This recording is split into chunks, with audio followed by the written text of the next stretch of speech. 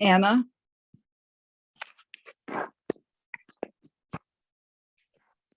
Anna Marie. Good morning. Sorry, I couldn't unmute. It's okay. I didn't want to disturb you if you're getting ready, but hang on one second, just trying to make my face presentable. Lipstick, what's that? Yeah. Hi, so I just wanted to say thank you for recording this. The meeting yesterday with clergy wasn't, and I am fairly concerned that we don't have as many clergy people paying attention. And I'm not elected to represent them by far, but the things we talk about sometimes affect everybody, and it just, whatever. I have too much time on my hands.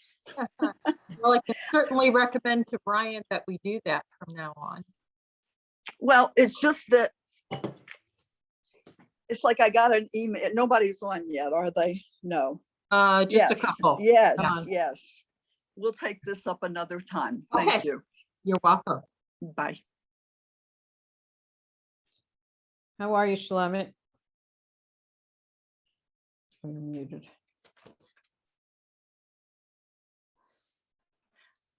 Hi, Marion. I went mute. Yeah, how are you feeling? I'm okay.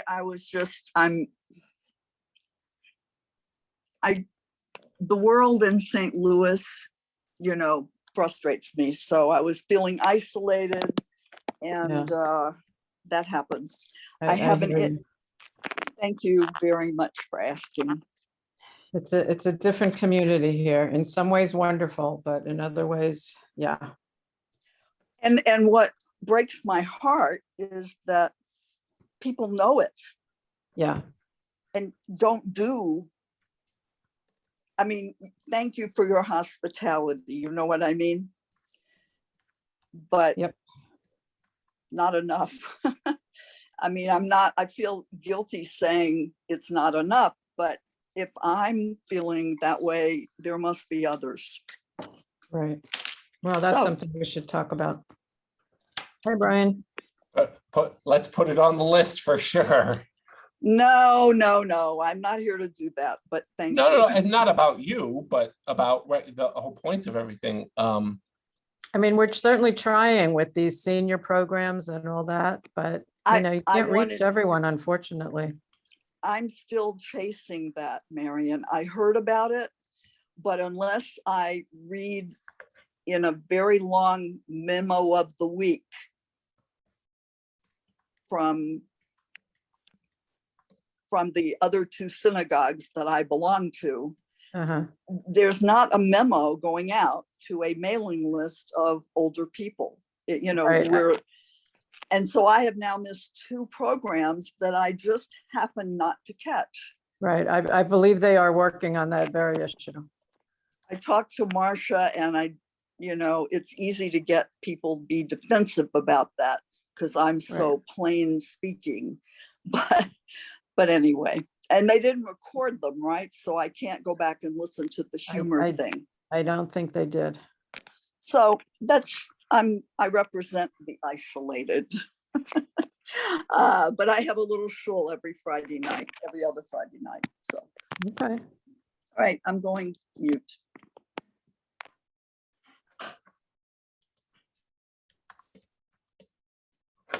We're we're a little early.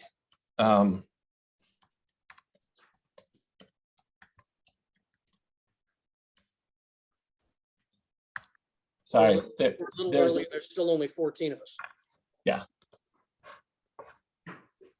hey everybody. So, anybody have anything go on this week? Marion, thanks at least for smiling a little. If I don't smile, there's so much going on that if I don't smile. Yeah, that's right. Not gonna be good. Karen, when's your last day again? A week from tomorrow. Technically, it's Well- Memorial Day, but nobody should come to work on Memorial Day. You picked a great time to step aside. Well, I just sent Karen actually an email on that. I have some thoughts about it from a community partnership perspective. Yeah. That we can talk about, even if there is, dare I say, a vacuum in who will be succeeding me. Yeah, so actually, we should definitely talk a little bit just about some of that, but I think that we'll get into some of that today also. As you guys know, we changed our regularly scheduled. David is here with us today, but originally we were going to have David do a whole breakdown from the session. And obviously there are a couple of things going on. And so we asked David, and he's actually going to, in 2 weeks on June 3rd, he's going to do that conversation with us. I do see that he's on here. David, is there anything that you wanted to just share briefly or quickly, anything specific that we need to be aware of or be thinking about over the next 2 weeks? Well, not a ton. And of course, I don't think there's anything that pressing between now and then.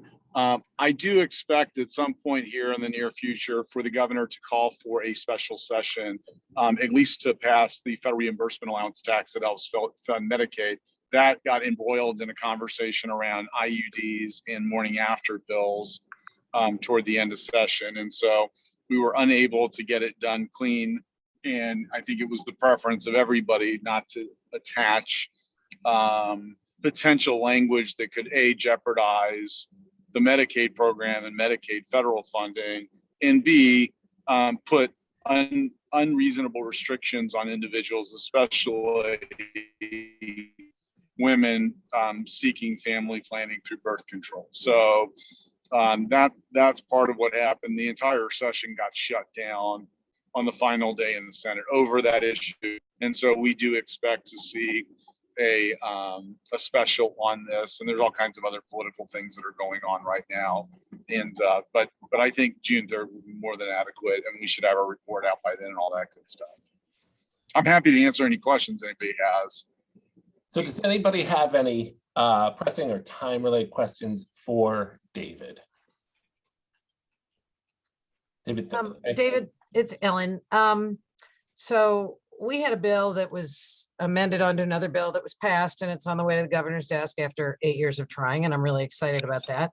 The governor hasn't put anything out about when he is going to be signing all of these bills yet, has he? Or is he just No, kind of and that taking them as they come? he has not, and that's not unusual. The process that they're going to go through is they do bill reviews on every bill that's been put on the desk. They start those bill reviews, well, they started them last week, and they get pushed over. What I would recommend is if you send me the bill number and topic, we can find out from the governor's office who is doing your bill review, so that if there's any information you want to send over to them preemptively to say, hey, look, here's the deal, this is who supported it, so on and so forth. Sometimes that's really helpful to short circuit their work.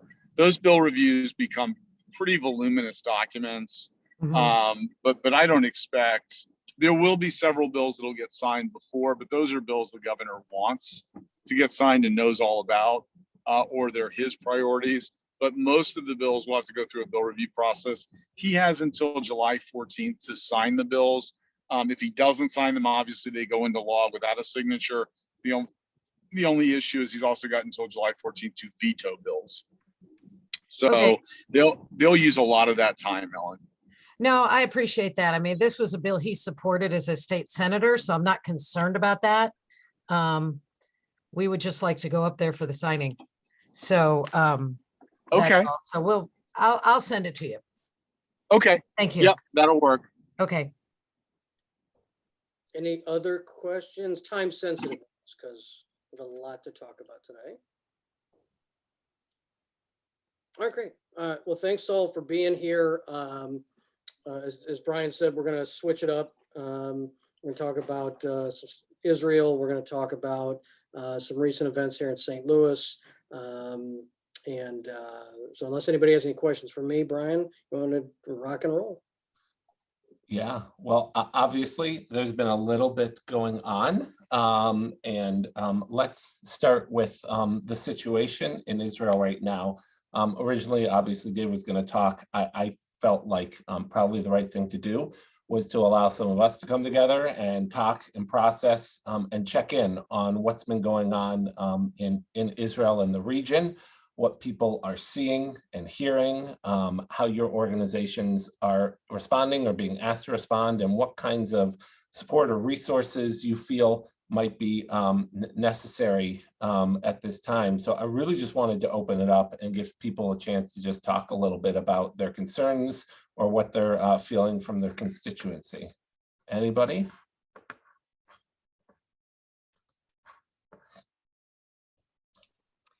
Okay, Well, thanks. hearing nothing, I'll step in. What the hell? Karen's like, I gotta get it in while I can. That's funny. Look, the number of incidents that have been reported through our database has spiked remarkably since, frankly, normally it's really quiet.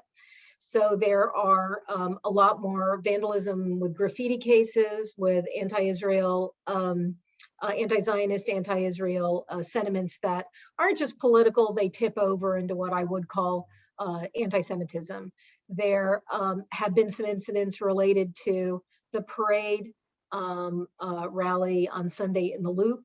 Lots of misinformation about that, by the way, and some of the Facebook photos that were used were old photos. It's another example of how you have to be careful what you see and understand that may not actually be what you see. And so I think that U-City police, who frankly have their hands full with the shootings, are also paying attention to some of the people in the Loop who have had some security challenges as a result. So I think everybody's eyes wide open, and that's legit. But hopefully if there is some sort of discussion around whatever they will call a ceasefire, that they will not necessarily call a ceasefire, whatever, I think those things will, those incidents will start to ebb as well. I also believe that there's a fair number of things going on that aren't being reported. And maybe if Scott comes on the call, or Scott and I talked on Tuesday, so we're keeping in touch. And if there's anything really specific that needs formal follow-up, we're on it. So not sure what you guys, it would be interesting to hear from agency people, what agency people are hearing from their constituencies, if at all, because I still wonder about the underreporting piece. Yeah, what are people experiencing and hearing and feeling through your constituents?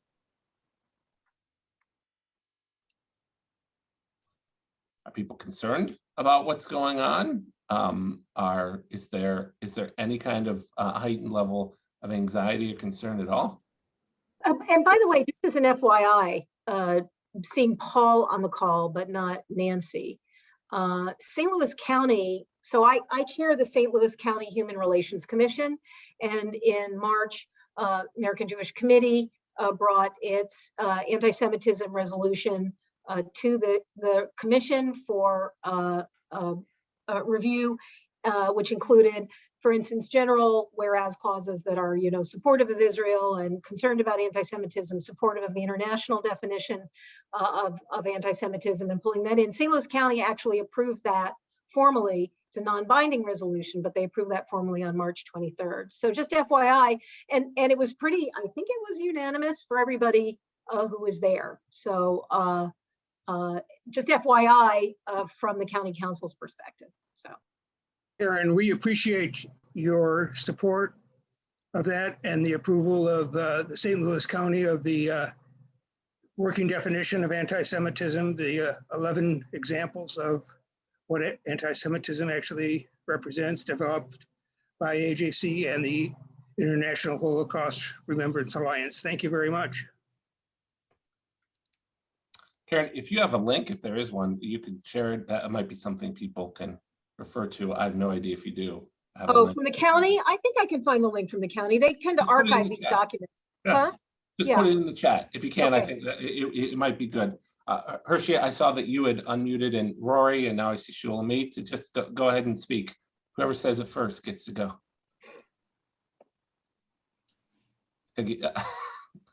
Shulamit. Did you have something you wanted to share? I tried to ask Hershey to speak, but not representing my constituency, but representing myself in Central West End and watching what I can about, there was a rally on Wednesday night. I was sitting at a coffee shop on Laclede and didn't have a clue what was going on. Might have been in danger, but I got home and saw it on the news. So what people on this call know, I have isolation issues and I'm chasing information, and I'm trying to get on as many news sources and, you know, newsletters. But is there anybody contacting Tashara Jones? Is there any play in the city about this kind of racial, it could be racial issues. I'm not saying Jews or race. That's something I don't like to say at all, but you know what I'm saying. What are we doing? Can I go demonstrate safely somewhere? That's all. It's not easy to know it's also in the city, and things do happen in the city, people who are in the county. So that's it. Thank you. Anyone? Rory, you want to weigh in on that? I'm happy to keep talking, but. I mean, I think you probably are more, you start, Karen. I think you have a better feel for the relationship with law enforcement and all of that. Well, I think that there is not a lot of, poor local reporting today, I'll have to check that out. There's a lot of support from law enforcement. There's frankly a lot of concern on a, I don't want to say anything that is inflammatory. I don't mean it to be. Looking at some of the international implications and people in the Arab-speaking community here, both Arab Americans and others who might be angry. So I think there's an awareness of that aspect of things, and folks paying attention to that. Some of the players who've been organizing the various rallies, and I think there's another one coming. The one that Shulamit experienced started at IKEA, and then they marched for a while. They went to a few different places. They ended up at Cortex. I'm not sure how the BioSTL people felt about all of that. I haven't talked to Don. I have. Yeah, did he share anything specific with you? No, I mean, you know, it kind of happened. It was outside the doors. We actually gave them some information on why they were targeted specifically. And what he said was, we're proud of the fact that we've moved the needle on Israel relations in this community. So what they see as a detriment, we see as a positive. Yeah. So both American Muslims for Palestine AMP, Missouri, and progressive Jews, pro-Jews, are probably going to continue both on an information basis and perhaps also on a physical rallying space. But again, if the conflict subsides, I think we will see a lot of that subside as well. For sure.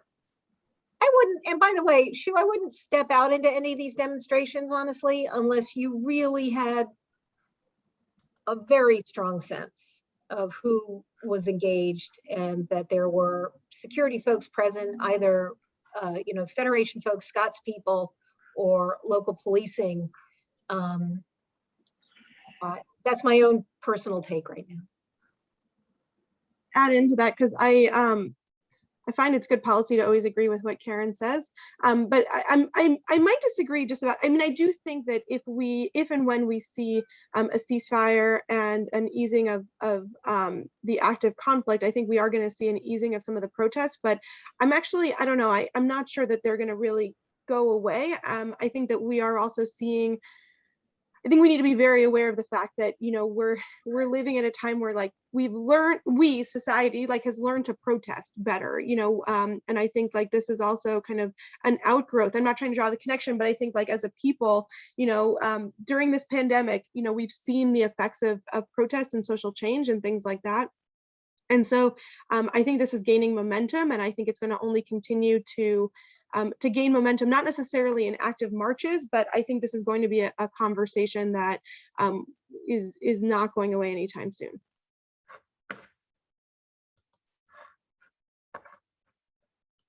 Can I ask, would people be more comfortable if we stopped the recording? Or is that impacting anybody's comfort or willingness to ask questions? Because if even one of you is, we can stop that. A fair question also, a fair question is whether the level of concern and discomfort, if any, exists is intra-Jewishly as much as it is between folks outside the community. And maybe that's a separate conversation. I don't know if it is a separate conversation. Hershey, did you want to? I just want to drop a couple of things, but I don't want to take away Shlomit's voice. Please. I'll speak briefly. Said Go no ahead. rabbi. Said no rabbi ever. Ever? Right. First of all, I want to give a great shout out to the Hamas people for not starting a war during the college semester, during the academic semester. Good on you guys. It's been relatively quiet on the campuses, and I'm keeping a close eye on WashU and SLU and Webster and UMSL, etc. And yeah, you got a little bit of social media posts that are stupid or moronic.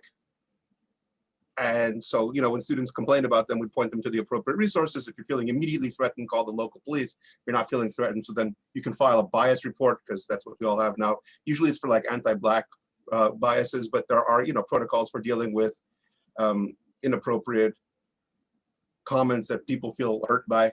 And so, but for the most part, it's been very quiet. I haven't seen any faculty, and if I'm missing something, send it my way. Faculty members sign onto letters like you've seen out of Princeton or out of many other schools.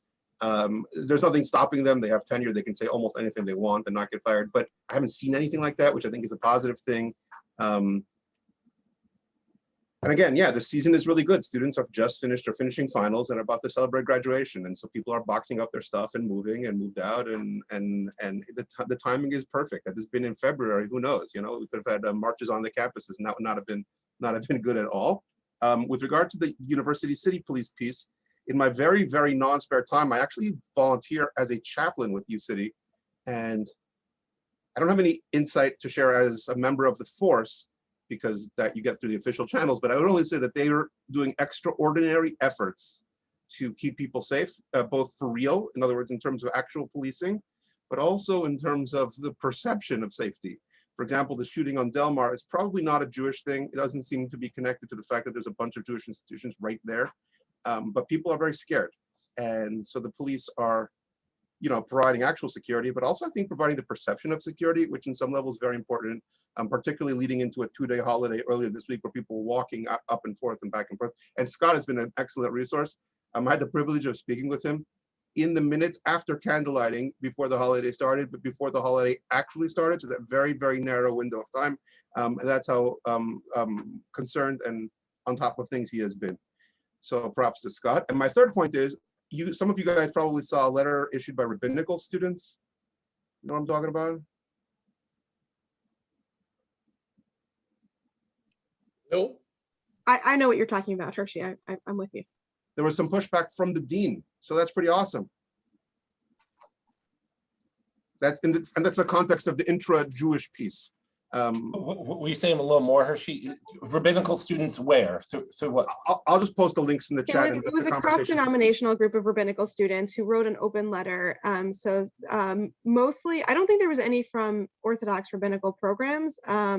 So I think it was like JTS, Ziegler, HUC, Aleph, like the more liberal institutions that was, basically openly critical of Israel and of its response. And so Brad Artson from Ziegler wrote an open letter, I think just yesterday or today, kind of responding to the for Ziegler, it was because for the Ziegler, so it was not exclusively Ziegler, but because some of his students did it, where he basically said that, what the students failed to do was to show compassion for brethren in Israel, and that, the letter was pretty biased and did not understand the full context of what was happening. Is that Hershey, was that a safe summary? You're excellent. I could just be quiet for hours and you take care. You guys should So take this on the road. Yeah, go yeah, I ahead. was gonna say, I'll take advantage of being unmuted. Just to kind of continue with some of this, I agree. Like, I do appreciate some of the way that we're having this conversation of like, there is a lot that's also happening that's intra-Jewish. And I think that's always a big part of the conversation. Like, obviously there's always this sort of struggle around these things of like, which Jewish groups get to represent the Jewish voice.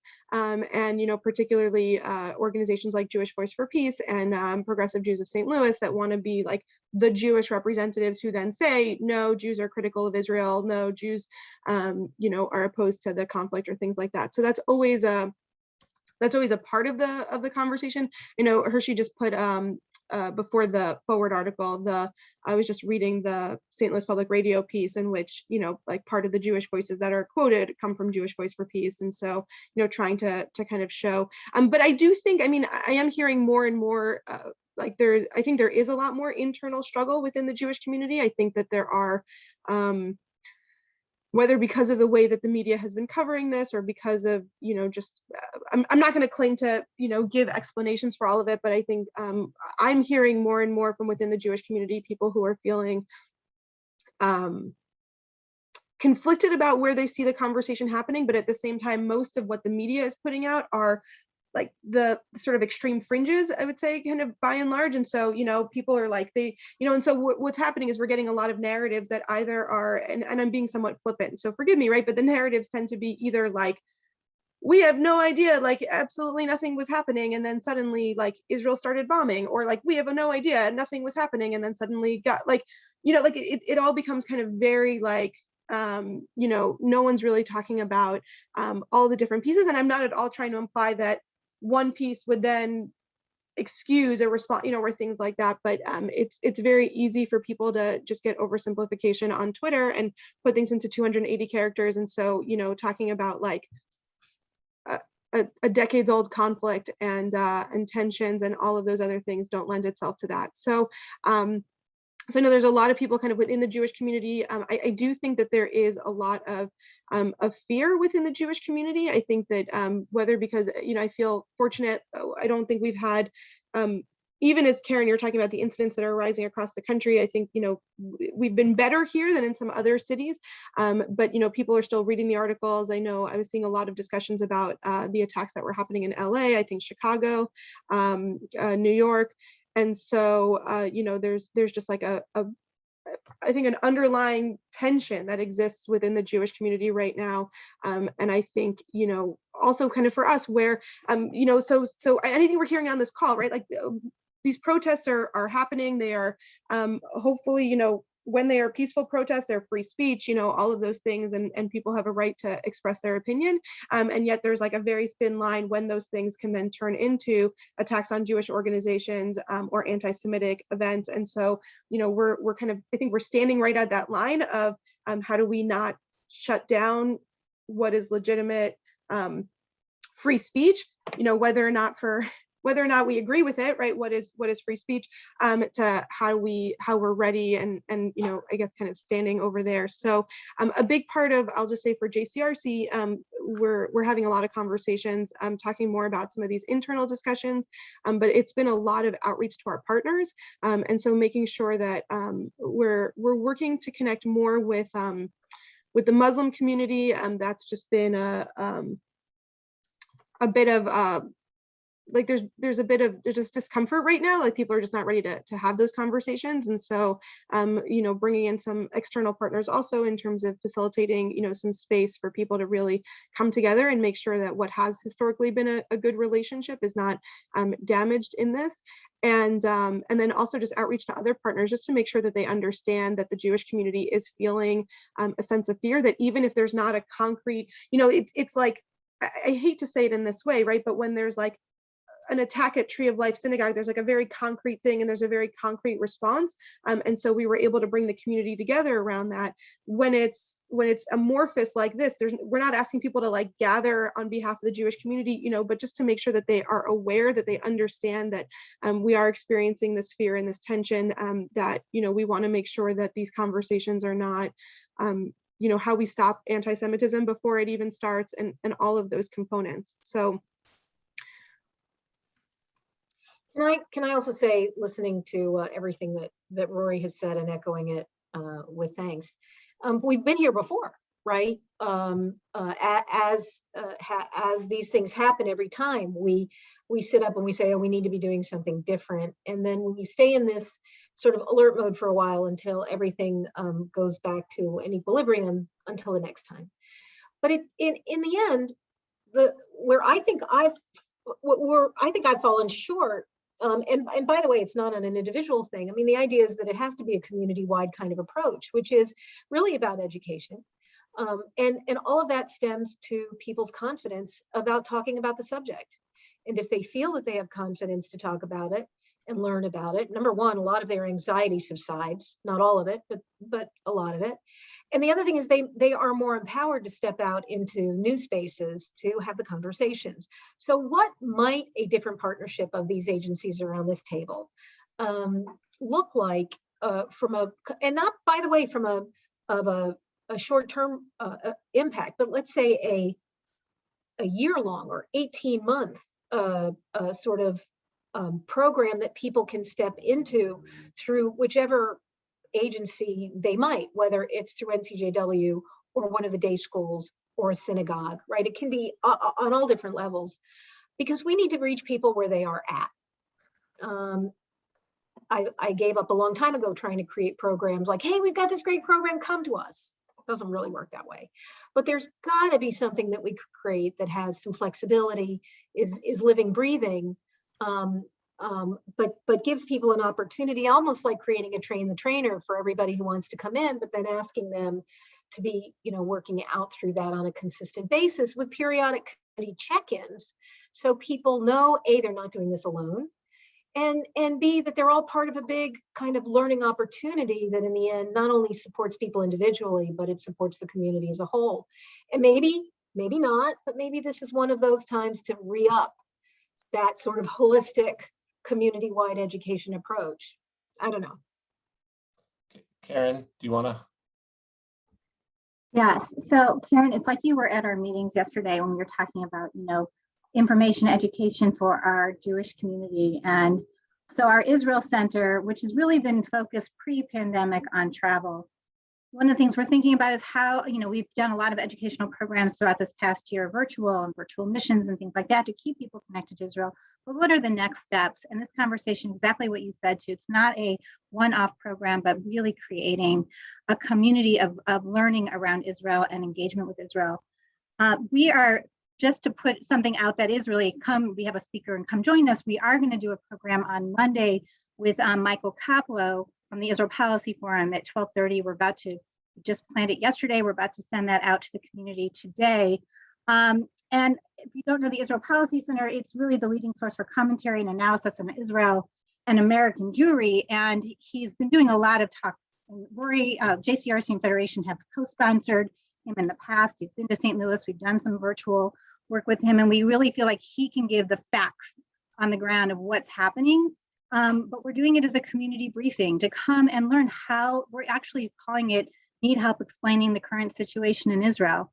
So come and learn and figure out, how do we talk about Israel, and how do we talk about knowing the, you know, learning the facts and the frameworks and the, to contextualize this. So we're doing that on Monday at 12:30. We hope you all will be able to join us. We're going to put this out to the community, but it's not just going to end there. Like you said, we really need to have a plan. We want to work with all of our partners to on this, and bring people together to really think about the intra, piece, educational piece around Israel. So you'll get more information on that shortly.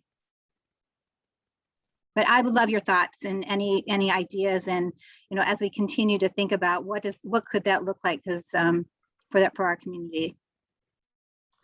Because at the end of the day, that is part of our core job. Speaking to the broader community outside is many of you around this table, that's your job. Our job is to have the conversation internally within our community and to help make sure that we're talking and that we're dealing with some of these things. This is a first step towards that. Look, we've been relatively lucky over the past 7 years.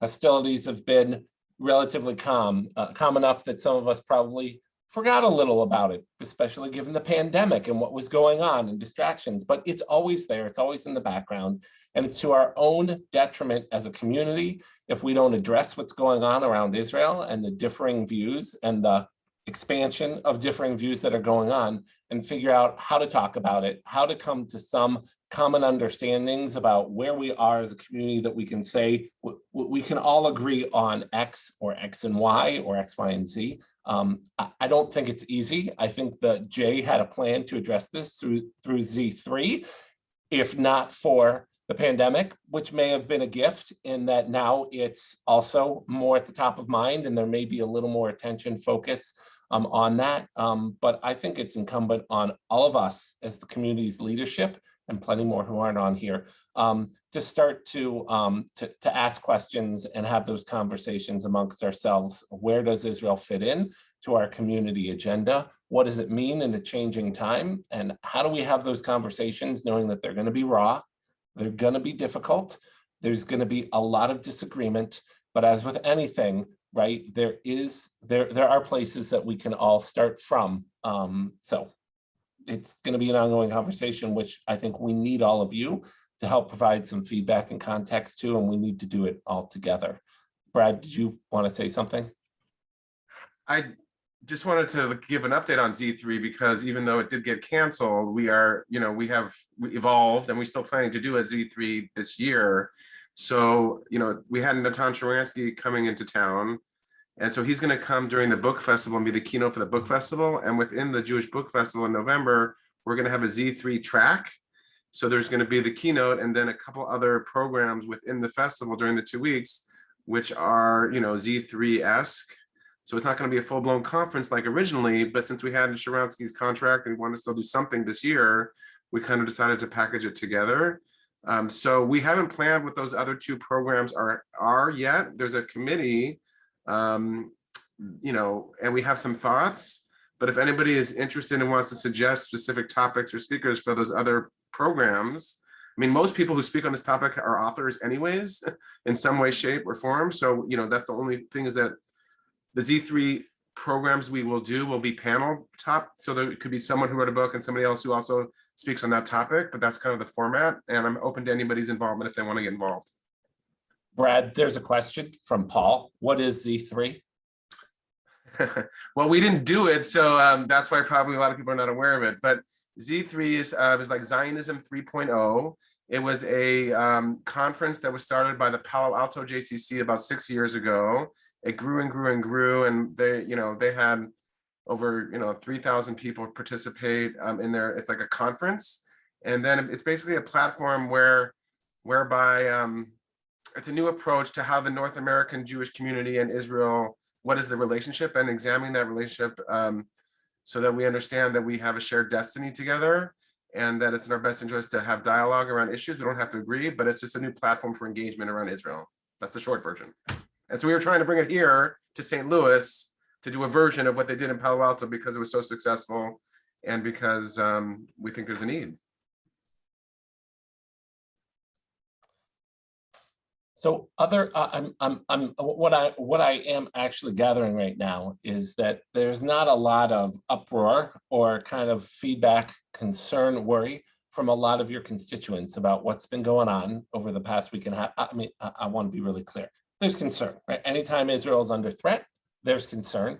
But the anxiety and stress and some things that we're hearing from other communities and other places, we aren't seeing on college campuses or amongst people.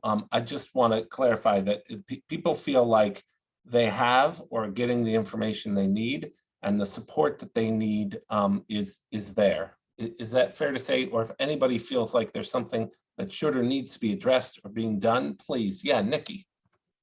I would just say, when you ask the question in terms of our constituents, yeah, Yeah, I haven't heard a lot. You know, there was some concern about the shooting being connected or being anti-Semitic. But if you ask that in terms of my friends and my, you know, kind of social group and colleagues, you know, I think that's a different question.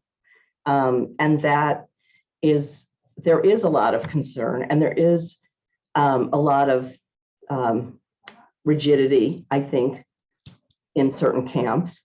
And I think that anything that can be done to sort of help all of us have a better understanding of the perspectives that different groups are coming from, whether it's J Street or AIPAC or, you know, even the political piece, you know, would be helpful, because I think it's another division within the community, and it's polarizing, even if it's not official or people aren't expressing it through their organizational involvement. And that's just my, you know, unofficial sense. No, that's really important. I mean, yes, right. You do have a constituency who you work for and with, but also our friends and neighbors, kids, right? Other parents.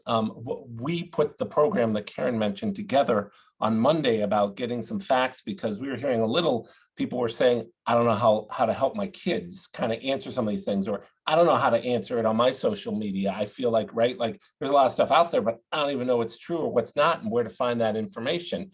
We have been, obviously, I'm going to plug us now. We have an Emergencies Around the World page and have been putting up information since last week, updates, fact sheets from different organizations, all that. So we do have, and we can put that link, Rick, maybe in the chat, but we constantly update it with stuff. So there are places to get information. I think that a lot of parents or college students or high school students are feeling like they don't have enough information to say anything on social media, if they're even going to do that. And that obviously has become a stressor for people as well.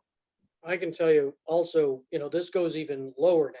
So a friend of mine who's as a 10-year-old said to me 2 nights ago, my daughter's asking questions about Israel and about Gaza and the West Bank, and I'm not even sure how to answer them. So, you know, I think what we're talking about doing Monday, we're not just talking about high school students and above. This, because of social media and the access kids as young as 6 in some cases have, they're seeing things and they need to understand it. And so, you know, I'm excited that we're doing this, because there's a lot of people that don't know how to talk to their kids about this at all. And when 10-year-olds are asking, we've got to start pushing out more information.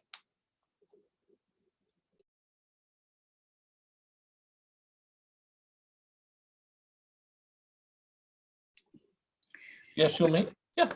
Question, as usual, how is the general community gonna know about Monday nights or Monday's presentation down to the parental level, because they're the ones on the front lines of children? It was designed and intended to be a place and a space and conversation for internally for our community. I also will, sorry, I'm sorry. Please go ahead. I was just going to say, I'm a huge Michael Coppola fan. He is incredibly intelligent, and I don't know that he has his own kids. I'm sure he can, but I find his talks are like a, you know, minimum like sort of 10th grade level. You know, so just in terms of that, but I mean, I also will say, you know, and this is where I know Karen has a lot of resources. I'm happy to share some resources. I've had people reach out to me also. Some of my colleagues at other JCRCs have kind of put together like 1-pagers for teens or things like that, you know, but my big response also when people first ask those questions, and I think Brian sort of hinted at it, but I just want to emphasize is like, people have to really think about when they want to engage in some of these social media. You know, I mean, not every fight on social media is the fight that everyone has to take on. And if things are really problematic, that's when like I call Karen and I say, Karen, like, did you see this Facebook post? You know, I mean, there's professionals who are capable of doing this, and you know, our teens are not the ones who have to be the front lines of this fight. Yeah, you're bringing up a really important and interesting point, Rory, which is that this is as much about social media and its use and expansion and how people are using it, and something that most of us didn't grow up with. So directing our kids is something that doesn't come natural to us because we don't have the answers in this, but there are people in the community, whether there are youth workers or the high schools who have people who, and maybe there is a need and an opportunity for a conversation around social media, how to use it right, and all that kind of stuff out there as well. Yeah, Hershey. Can we turn off the recording for a second? I'm going to pause it. Aren't here, and I want to. We're getting close to the end. I want to see if there are any other points or questions because I want Scott to be able to give an update on the shootings because there is an update, but I don't want to shortchange this conversation. I'm hearing pretty clearly that there's a need for some conversation internally inside the community. There's a need probably to for somebody somewhere to do something around social media where people are having challenges, both kids and particularly adults, and that there might be a need to do something. I hear Hershey calling specifically for a mega mission to Israel as soon as possible. Get on a plane. Shula meets with him. Some other people are, Ellen is, right? Let's go and do this. Any other key takeaways that other people are, and that actually one of the things I'm a little surprised about is that is that you guys are not hearing a lot in terms of stress or in terms of impact on your constituents. It isn't something that everybody is scrambling to kind of address. It is there in the background like it often is, but there isn't a huge outcry right now is kind of what I'm gathering as Stacy's shaking her head as well. It's something we need to be vigilant about. Okay, I'm gonna ask Scott, he's still on here, right? Or did he just drop off? Really, we waited all this time? He was just here. Yeah. He was, yeah, I think he just dropped off for a He'd second. be coming back in. There's some new, he has Yeah. some new. Yeah. He has an update. So until he comes back on in a moment, and if he doesn't, Don, you can take it then. Yeah, I got it. I watched Anybody the else press have conference. anything that they wanted to either bring up or discuss? Share with the group. Next week, we are going to be doing a presentation to you all about some major changes to the Federation's bylaws that are being proposed. We wanted to share them with you so that you understood them. The week after, June 3rd, we're going to have David come back on and do an end of the session wrap up and have some conversation. Again, anybody can join either of those conversations from your organization, lay or professional, that you would like. If there's nothing else, Don, I guess Scott isn't here, so would you like to He's give an probably update? walking in the building. So yeah, so during this meeting, there was a press conference, University City, I think in Brentwood Police, an update on the shooting. The major case squad. The major case squad, right? Thanks, Karen. Update on the shooting, and kind of the highlights are they've identified the suspects. They have one in custody. They are in South Carolina. Apparently it was, the gist of it is it was what they're calling it frequently is a Bonnie and Clyde, as a male and a female who went on a spree of violence all the way from St. Louis to South Carolina, ended up in a shootout in South Carolina. They captured the woman. The man ran into the woods and they're searching for him. These people have no connection to St. Louis. They were buying drugs Sunday, apparently. And they talked about the fantastic work that they did to the way they pieced all this together with video. And so there's no connection to St. Louis. There's no connection to at this point, to the Jewish community. It was really significant random acts of violence. The other thing that you will hear is that in the press conference, and Brian and I got a call like about 15 minutes before the press conference. And I know from that the Jewish Federation, something I did not know is when these guys, there's a group traveling to South Carolina to interview the woman and to continue their investigation. Well, I did not know this, but apparently when they travel, they do look for financial support from the community, and the Federation and the museum both made a commitment to that, and quite honestly, others have as well. Fortunately, the only ones they mentioned were us whenever they mentioned it in the press conference. So that we're participating in helping them resolve this, because it's been really important for the community because I know there were concerns, but also Barbara Goodkin was a docent at the museum. So we felt it was important to be a part of this. So Brian and Greg, I don't know, I'll leave it, and Scott's on and now, so. Scott, did you want to add anything? He's connect. There he is. Scott, you want to add something? Don just gave the update if you can hear us. Does anybody have any questions maybe? Because that will allow Scott maybe a minute or two. Any questions or aside from Hershey's suggestion that we throw a bake sale for the police, which I love. Yeah. It's amazing. Okay, there I am. I'm sorry, folks. It never fails that the technology would fail at that moment.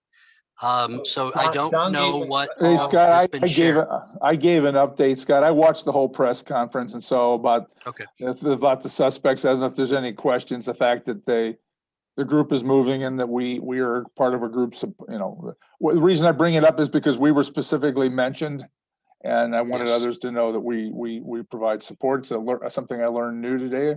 Apparently, it's not uncommon. So. Yeah. Any questions regarding the way that all of this came about, or?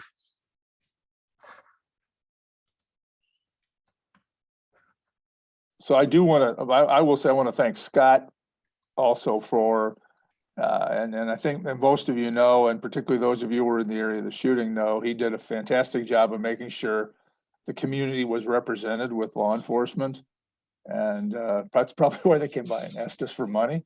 But you know what? I think it's so thanks to Sky and I think it shouldn't say ended well, but I think I know it's a relief to me, and I don't even live in the area. So, hey Scott, Paul asked if we know if the other victim, Sergei Zakharev, is Jewish or not.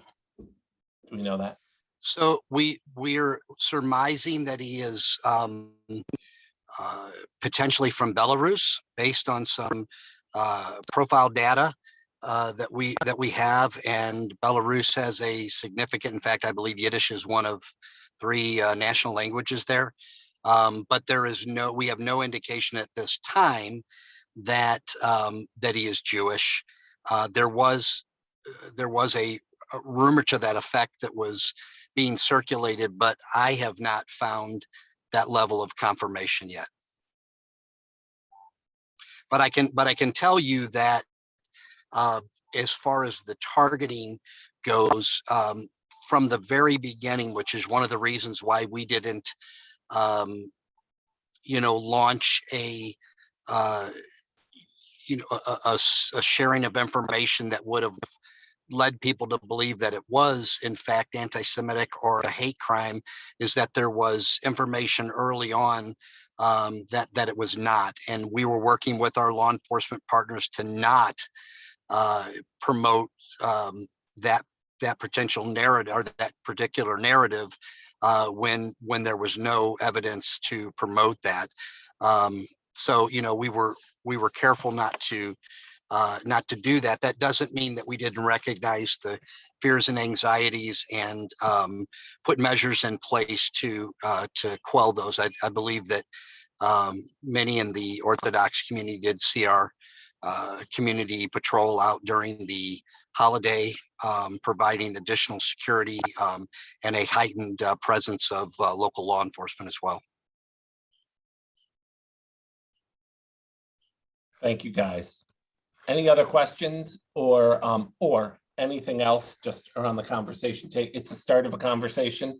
I really hear what's the role of Israel in our community nowadays? How has it changed? What do we need to do in order to be able to have conversations together? I think that's one of the really big takeaway on the really meta level. But are there any other questions, concerns, thoughts people want to bring up? Okay. Scott, I'm sorry, Brian. I was just going to say real quick that, I think one reason why we may not be hearing a lot like from members of our congregations because we're not together much to hear them.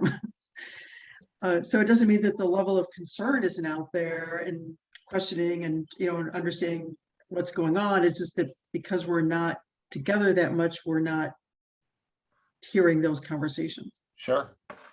Yeah. That's certainly true.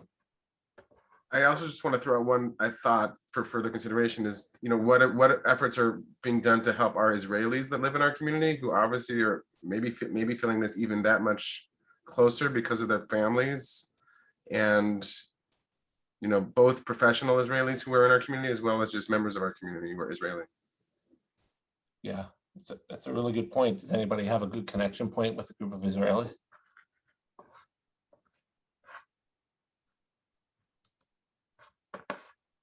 Thanks for bringing that up. I think, yeah.